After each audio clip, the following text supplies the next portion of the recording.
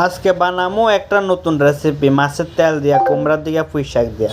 জ্যাপ্রোর থেকে পুঁই শাক অর্ডার করছি, পুঁই শাক এমনি পাওয়া যায় না। পুঁই শাকের লগে শশা অর্ডার দিছি, এদিকে তরকারি দোকানটা বন্ধ। শশা আনছি, কত চিনি আনছি, চিনিটা দেখছো খুবই ভালো চিনিটা পড়ছে। এরপরে আনছি ধনিয়া পাতা, আনছি টমেটো আনছি,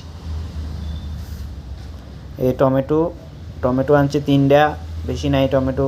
আবার আরেকটার ভিতরে আনছি আবার কটা এটি কাঁচা টমেটো। মাছ আনছি, মাছের তেল আনছি, মাছ টাছটি ভালো করে দুই টিয়া লাইতেছি।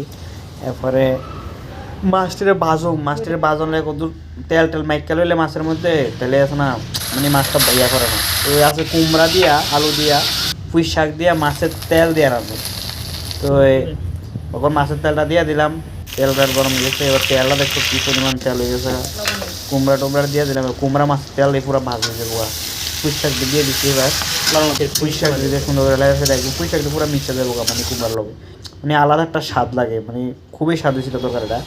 তো ওই মাছ দিয়ে টমেটো দিয়ে আলু দিয়ে রাঁধছি, আর এদিকে হচ্ছে মাছের তেল দিয়ে পুঁই শাক দিয়ে আলু দিয়া আর কুমড় দিয়া।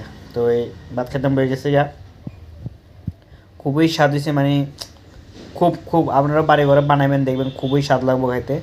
তো প্রথম গরজটা লইয়া এই মুখে ঢুকাই দিলাম, খুবই স্বাদ।